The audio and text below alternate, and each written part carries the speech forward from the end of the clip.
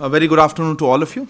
Thank you for joining us for this special media briefing on the occasion of the state visit of the Prime Minister of Australia, Anthony Albanese. The discussions with Prime Minister have just concluded, and to give us a sense of the conversation as well as the visit that has been taking place since yesterday, day before evening, we have the privilege of having with us Foreign Secretary Sir Shri Vinay Quatra. Also joining us on dais today, Shri Manpreet Vora, High Commissioner to Australia, as well as Paramita Tripathi, Joint Secretary looking after the Oceania Division. Sir, may I hand over the floor to you, sir. Thank you. Namaskar and very warm welcome to friends from the media for this special briefing on the ongoing state visit of His Excellency Mr. Anthony Albanese, the Honourable Prime Minister of Australia. The Australian delegation, in addition to the cabinet ministers and senior officials of Honourable Prime Minister Albanese, also includes top CEOs of the Australian companies. This is Prime Minister Albanese's first official visit to India since assuming office in May last year, but his third official interaction with Prime Minister Modi.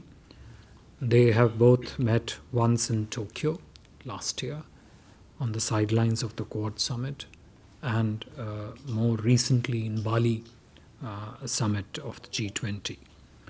Prime Minister Albanese's 3-day, 3-city visit to India underlines his enthusiasm and commitment to India-Australia ties.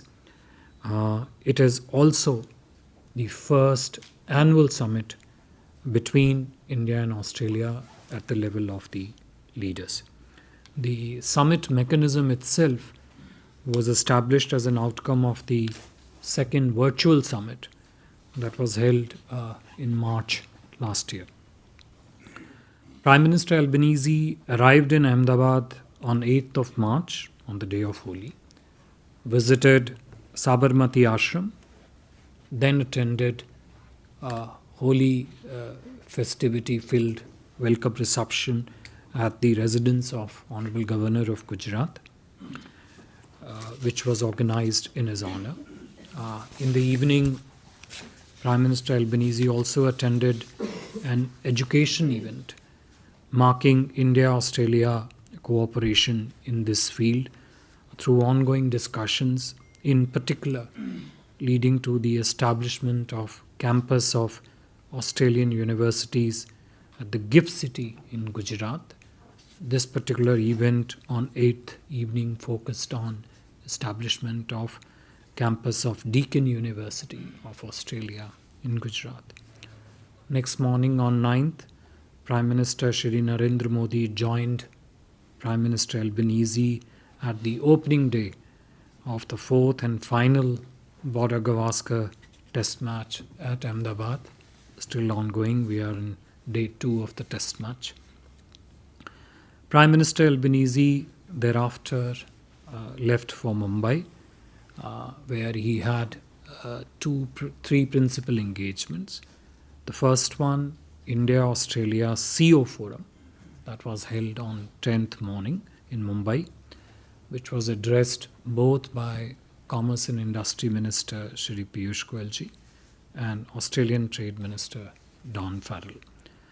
In the afternoon of the 10th, Prime Minister Albanese visited the Western Naval Command headquarters in Mumbai, wherein the Indian defence industry at the Indian Naval Station, Kunjali, was showcased to him. Prime Minister Albanese was particularly appreciative of his visit to INS Vikrant.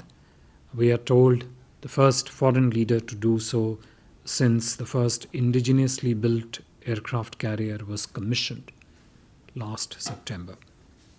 Today was the official program of the state visit. Began with the ceremonial reception at the forecourt at the Rashtrapati Bhavan, followed by a visit to Rajghat, which was then followed by the first India-Australia annual summit between Honourable Prime Minister Shri Narendra Modi ji and Prime Minister Albanese, during which they discussed the entire range of our bilateral relations as also discussed issues of regional and global importance that are of mutual interest. Several bilateral documents, 4 of them to be specific, were exchanged. Prime Minister Modi also hosted a banquet lunch in honor of the visiting dignitary.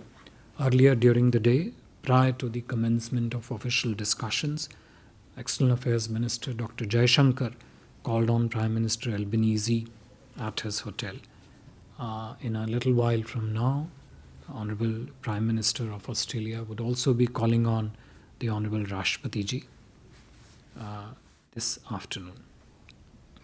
In terms of brief highlights of discussions and the conversation that took place between the two leaders, as also the outcome documents that were exchanged, I would just very briefly summarize them in 5-6 key bullet points.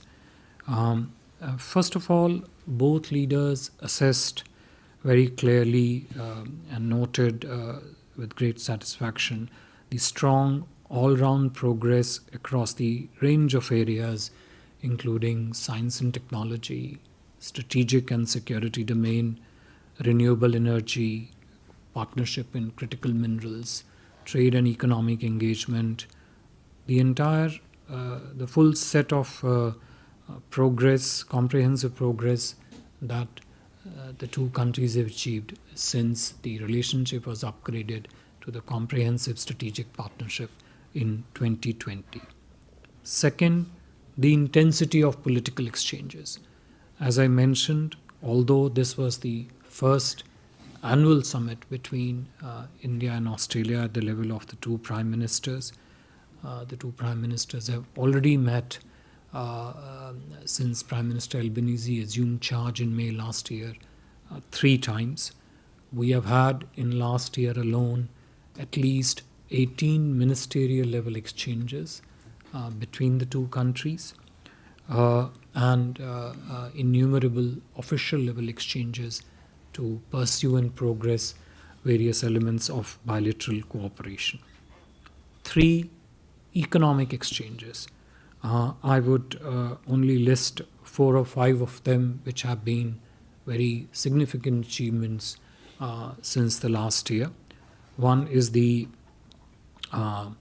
comprehensive economic, the Economic Cooperation and Trade Agreement, which is ECTA, which is really expected to bring about significant changes to the nature and extent of our bilateral trade cooperation.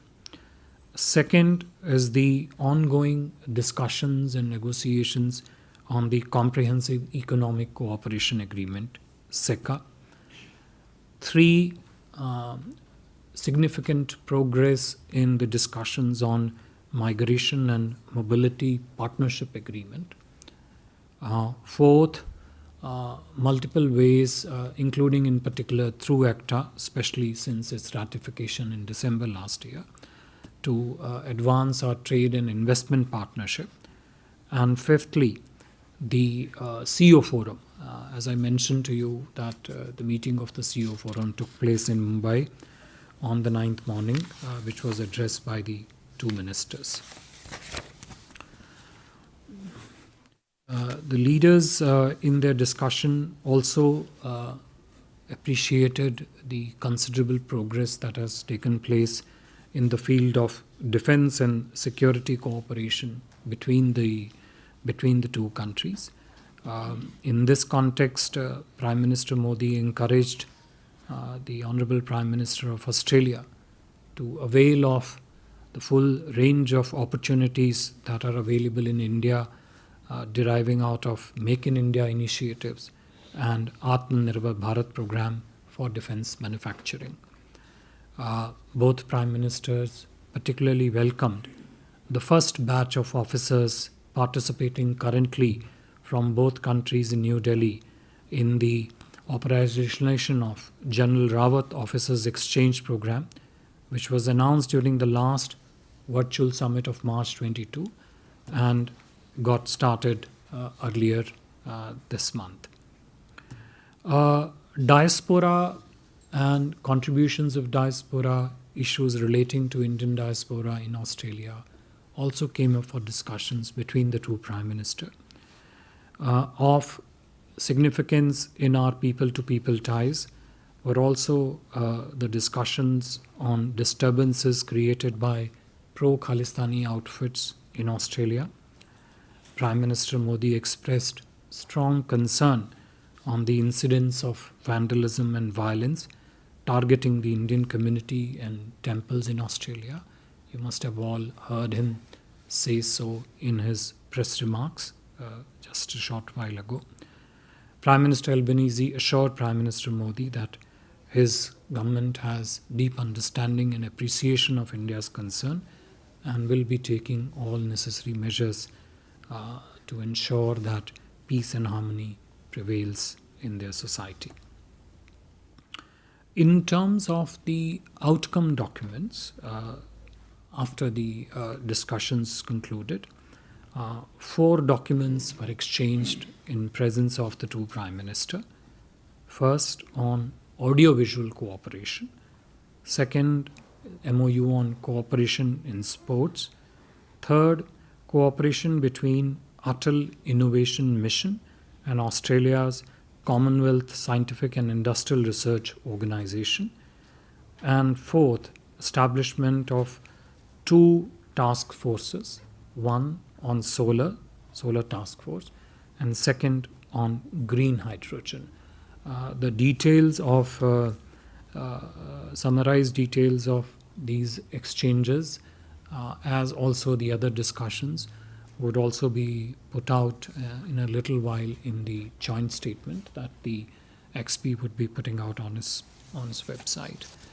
An additional significant outcome of cooperation between the two countries, which although was not exchanged today, but was concluded a week or 10 days ago, is the understanding and a mechanism agreement on mutual recognition of educational qualifications between the two countries. That would, of course, open up greater opportunities, not just for cooperation in the field of education, but also would facilitate the larger objectives related to migration and mobility of skilled personnel. Prime Minister Modi also invited Australia to join our Mission Life, Lifestyle for the Environment. Prime Minister Albanese expressed Australia's strong support for India's G20 presidency and in particular appreciated India's hosting of the Voice of Global South Summit in this context. In return, Prime Minister Modi extended an invitation to Prime Minister Albanese to visit India for G20's Leaders Summit in September.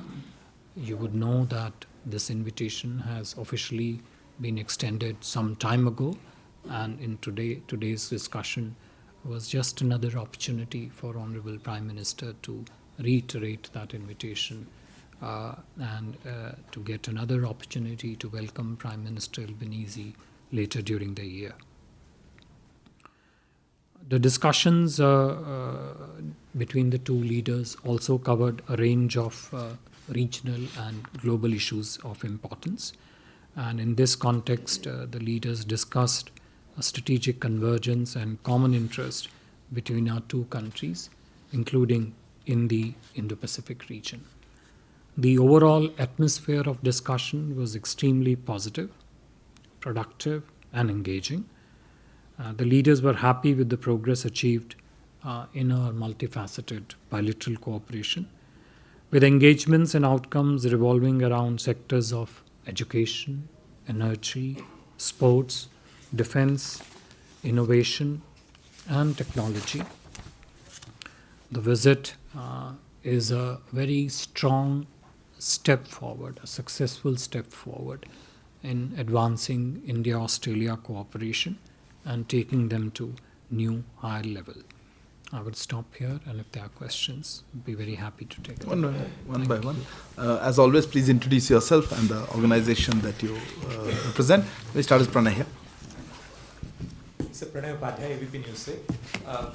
प्रधानमंत्री मोदी ने आज जब जिक्र किया इस चीज़ का कि मंदिरों के ऊपर जो हमलों की घटनाएं हुई हैं उससे भारतीय दुखी हैं, परेशान हैं, प्रधानमंत्री के इस बात के कहने के बाद ऑस्ट्रेलिया के प्रधानमंत्री की तरफ से क्या आश्वासन दिया गया और सिक्योरिटी जो एजेंसीज हैं वो आपस में कैसे कोऑर्डिनेट करेंगी, अगर आप थोड़ा विस्तार से बता सकें। Hello, FSR. Siddhant Mishra from CNN News 18.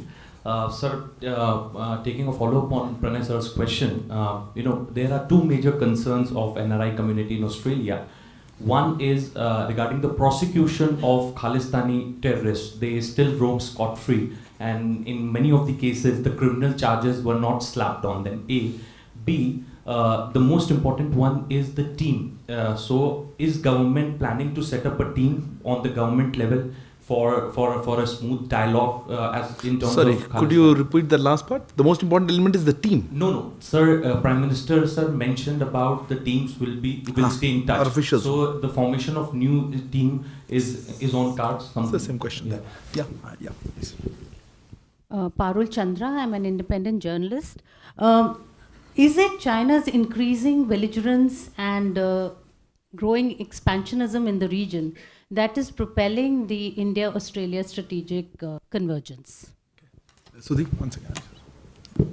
Behind you. So, Shudhiranjan from Bloomberg. So, you mentioned the two leaders spoke about critical minerals and rare earth. If you could give us some more details on what the discussions were and what the two countries can expect going forward. Last question, one second before you. Yeah, please.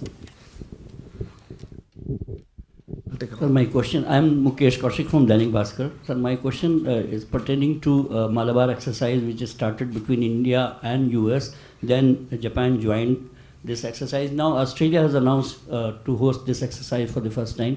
Do you think that the Quad arrangement is now taking a military kind of shape? And how it is going to affect India-China relations which are already in the tension because of Quad also? Whose relation? Your question was India-China relations or Quad? One was Quad, militarization of Quad. China has been objecting to Quad. So, is it going to aggravate? Will it have an impact on India-China relations? Yeah. Okay. So, I think that's a pretty comprehensive list of questions. Thank you. Thank you very much for those questions. Pranay, जहाँ तक आपके प्रश्न है मंदिरों पे जो भी वहाँ पर वैंडलिज्म की जो घटनाएं हुई हैं उसके प्रति आश्वासन जो प्रधानमंत्री अल्बनीज़ी ने दिया और जो सिद्धांत आपका your question regarding to the concerns of the Indian diaspora in Australia relating to the pro-Khalistani activities in Australia. एक प्रकार से दोनों प्रश्न आपस से जुड़े भी हैं, एक प्रकार से भिन्न भी हैं. देखिए, आपने प्रधानमंत्री जी का प्रेस रिमार्क्स का वक्तव्य स्पष्ट रूप से सुना. प्रधानमंत्री जी ने स्पष्ट रूप से कहा कि अपनी औपचारिक वार्ता के दौरान उन्होंने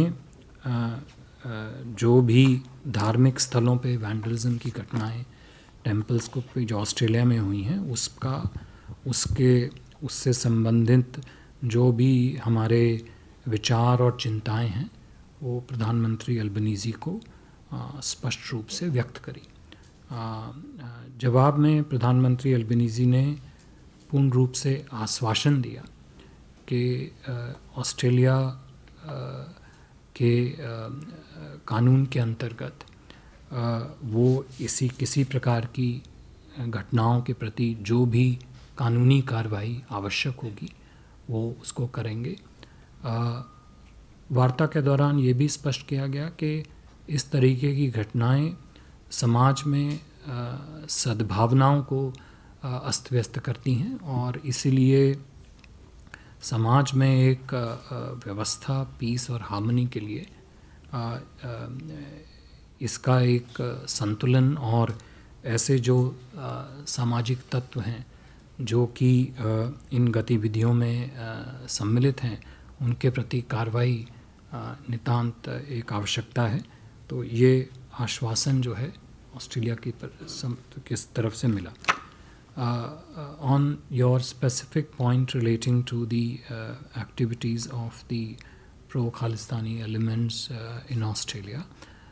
This also was brought up, and Prime Minister mentioned to the Honourable Prime Minister of Australia that this is something which disrupts the peace and harmony of both our societies, and there is a need to take cognizance of the challenge that this represents. And again on this also, the Australian side, Australian leadership showed appreciation for our sensitization and assured us of suitable response which they would take in this context. They also agreed that the officials on both sides would stay in regular touch with each other between the two systems.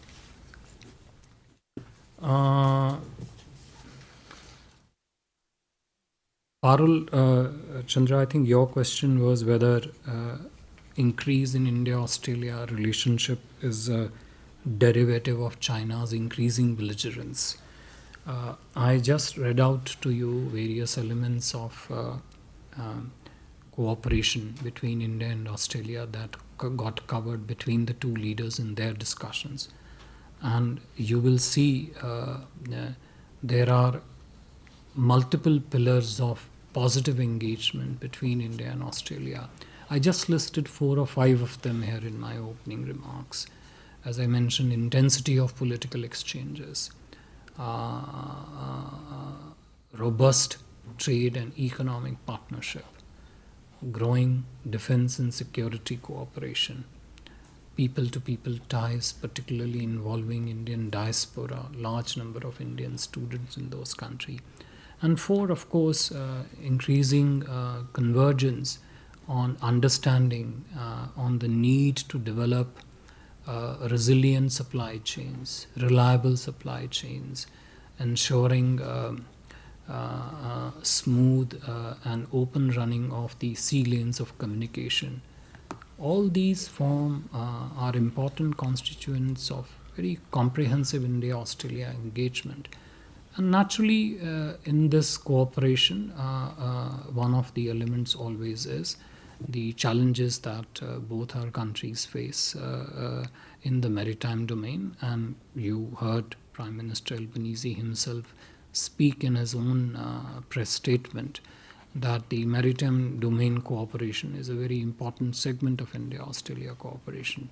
So I think it is best that we position what India and Australia do between them as a bilateral ecosystem of engagement and partnership, and frankly not a derivative of what a third country does. With regard to Sudhir, your question on the critical minerals, I'm sure you'd be aware that an MOU on co-investments in critical minerals was signed between Kabil, which is the entity on our side, and CMFO Australia. This was in March last year, and discussions between the two sides have since been ongoing. I would simply underline here that growing cooperation in the entire matrix of critical minerals, based on, of course, the complementarities of the two economies, and what are the strengths on the Australian side, what are our needs in terms of our own requirements. So those discussions, and how do then we reduce those discussions into specific elements of cooperation in the field of critical minerals, they have been progressing based on this MOU which was signed between the Indian entity and its Australian counterpart.